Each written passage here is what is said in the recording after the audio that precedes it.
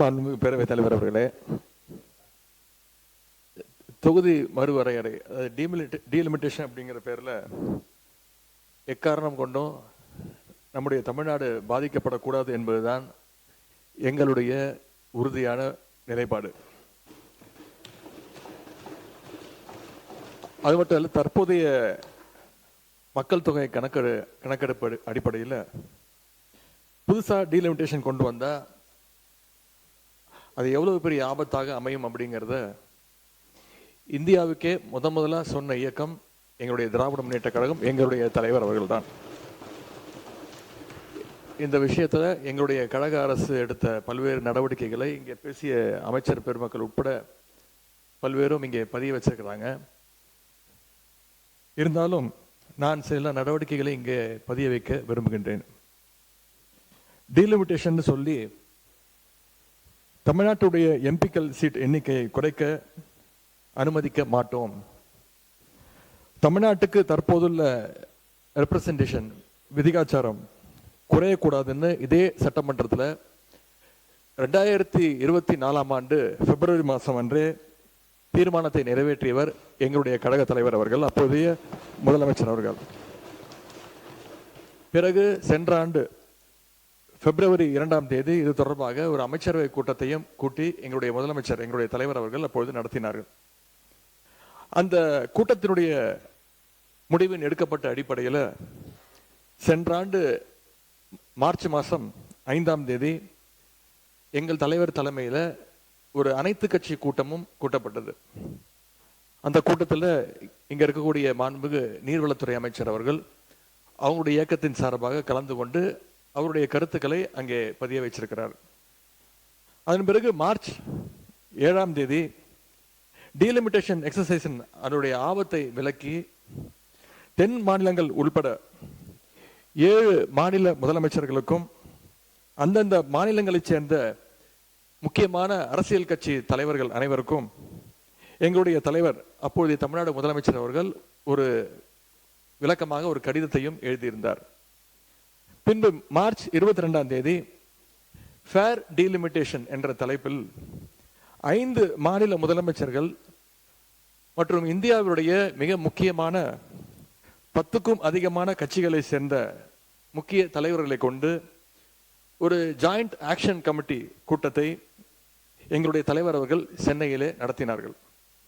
அந்த கூட்டத்தில் இந்த டீலிமிட்டேஷனுடைய பாதிப்புகளை நான் தான் பிரசன்டேஷனாக கொடுத்தேன். 2026 மக்கள் தொகை அடிப்படையில் எம்பி தொகுதிகளை நிர்ணயித்தால் தென் மாநிலங்களுடைய எம்பிக்கள் தொகுதிகளுடைய எண்ணிக்கை குறைந்துவிடும். அதே நேரம் மக்கள் தொகையை கட்டுப்படுத்தாத வட மாநிலங்கள் அவங்களுடைய எம்பிக்கள் தொகுதிகள் அதிகரித்துவிடும். எனவே தொகுதி மறுவரை திட்டத்தை, இந்த டீலிமிட்டேஷன் ப்ராசஸை அடுத்த 25 ஆண்டுகளுக்கு நடத்தக்கூடாது, நிறுத்தி வைக்க வேண்டும். 1971 சென்சஸின் படியே மக்களவை தொகுதிகள் தொடர வேண்டும் அப்படின்னு அந்த பிரசன்டேஷன்ல நான் தான் விளக்கி கூறினேன். அதுவே அந்த ஜாயிண்ட் ஆக்ஷன் கமிட்டி கூட்டத்தில் முக்கிய முடிவாக எடுக்கப்பட்டது. இதை அடுத்து அந்த கூட்டத்தில் எடுக்கப்பட்ட முடிவை எங்களுடைய தலைவர் அவர்கள், அப்போதைய முதலமைச்சர் அவர்கள் மார்ச் 24ஆம் தேதி இதே சட்டமன்றத்தில் விளக்கி கூறினார்கள். இந்த ஆண்டு ஏப்ரல் 16ஆம் தேதி அந்த மசோதாவுடைய நகலை தமிழ்நாடு எங்கும் எரிச்சு எங்களுடைய எதிர்ப்பை நாங்கள் வெளிக்காட்டினோம். எங்கள் தலைவர் அவர்களே, அப்பொழுது முதலமைச்சர் அவர்கள், எங்களுடைய தலைவர் அவர்களே அந்த போராட்டத்தில் கலந்து கொண்டு அந்த டீலிமிட்டேஷன் மசோதாவை எரித்தார்கள். அந்த மசோதா தோற்கடிக்கப்பட்டதை இந்த தீர்மானத்தில் இந்த அரசு குறிப்பிட்டிருக்கு. அந்த மசோதாவுக்கு நாங்கள் திராவிட முன்னேற்ற கழகம் காட்டிய எதிர்ப்பு தான் அந்த மசோதா பாராளுமன்றத்தில் தோற்கடிக்கப்பட்டதற்கான காரணம். இந்த சூழல்ல டீலிமிட்டேஷன் சட்ட திருத்தத்துக்கான மசோதாவை ஒன்றிய அரசு மீண்டும் கொண்டு வரக்கூடும் என்று எதிர்பார்க்கப்படுகின்றது. இதுல முக்கியமான விஷயம் என்ன அப்படின்னா, 1971 இருந்து 2026 வரை ஃப்ரீஸ் செய்யப்பட்டு இருக்கக்கூடிய அந்த டீலிமிட்டேஷன் எக்ஸசைஸை மேலும் 25 ஆண்டுகளுக்கு நீட்டிக்க வேண்டும். அதற்கான புதிய சட்ட திருத்தம் இந்த ஆண்டு வரலன்னா 2027 மக்கள் தொகை அடிப்படையில் எம்பிக்கள் தொகுதிகள் நிர்ணயம் செய்யப்படுவதற்கான வாய்ப்பு ஏற்பட்டுவிடும்.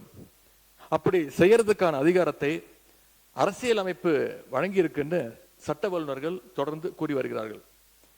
திராவிட முன்னேற்ற கழகத்தை பொறுத்த வரைக்கும் 33% மகளிர் இடஒதுக்கீட்டை நாங்கள் முழுமையாக ஆதரிக்கின்றோம், வரவேற்கின்றோம். ஒருவேளை மகளிர் இடஒதுக்கீடு மசோதாவுக்காக டீலிமிட்டேஷன் எக்ஸசைஸ் செய்யப்பட்டால் 1971 மக்கள் தொகை அடிப்படையிலேயே செய்ய வேண்டும். அதுல ஏதாவது மாற்றம் வந்தா நாடாளுமன்றத்தில் தமிழ்நாட்டு எம்பிக்களுடைய விதிகாச்சாரம், நம்மளுடைய ரெப்ரசன்டேஷன் இப்ப இருக்கக்கூடிய 7.18% குறைக்க அனுமதிக்க கூடாதுன்னு மீண்டும் வலியுறுத்தி சொல்லி அரசு கொண்டு வந்திருக்கக்கூடிய இந்த தீர்மானத்தை நாங்கள் வரவேற்கின்றோம்.